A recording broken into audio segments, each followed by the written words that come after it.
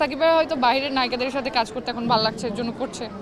বাংলাদেশের মানুষ অনেক জাজমেন্টাল, ড্রেস নিয়ে কথা বলবে, কালচার নিয়ে কথা বলবে, এটা কেন পড়েছে, এটা হওয়া উচিত না। না, আমি রূপচর্চা নিয়ে কখনো সচেতন ছিলাম না, I am too much lazy. অনেকে আমাকে ভাবে যে হয়তো ফরেনার বা আমি বাইবর্ন বাইরের, বাট আমি আসলে বাঙালি। দর্শক, আমার সাথে উপস্থিত আছেন অভিনেত্রী জেবা জান্নাত।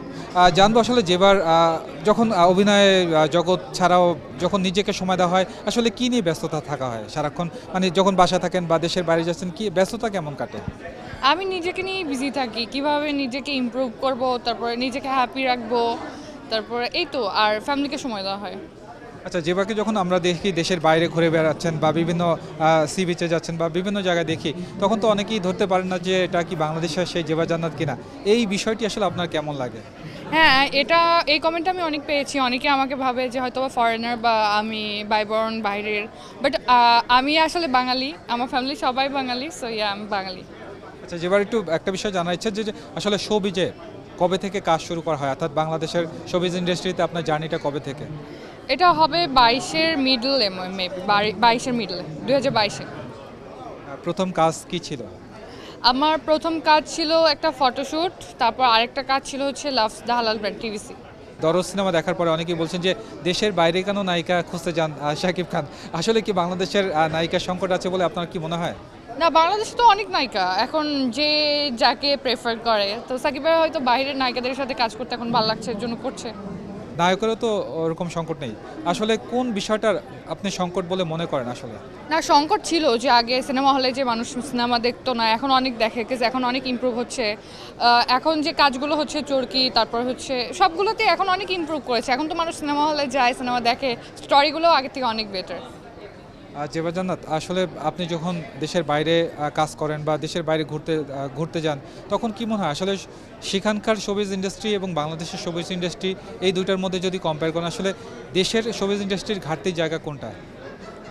আমার মনে হয় মিডিয়া লাইনে একটু কম সময় দিই, তারপর হচ্ছে আমাদের অবহেলা থেকে যায়, আর বাইরে ওরা অনেক ইম্পর্টেন্স দেয়, বাট বাংলাদেশে এটা হয় না মেবি। আর বাংলাদেশের মানুষ অনেক জাজমেন্টাল, ড্রেস নিয়ে কথা বলবে, কালচার নিয়ে কথা বলবে, এটা কেন পড়েছে, এটা হওয়া উচিত না।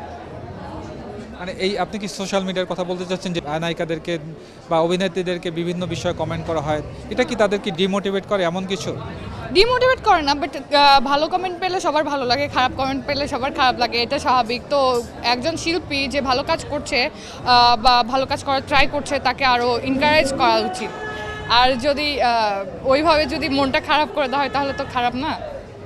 আচ্ছা, আপনার কমেন্ট সেকশনে অনেকেই কমেন্ট করেন, দেখি যে আসলে জেবার মতো হতে চাই বা জেবার মতো, আসলে জেবার এই সৌন্দর্যর আমি রূপের রহস্য জানতে চাই।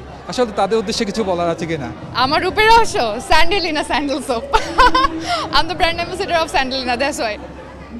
জেবা কি ছোটবেলা থেকেই রূপচর্চার প্রতি একটু মানে আগ্রহ বেশি ছিল নাকি এখন বেশি?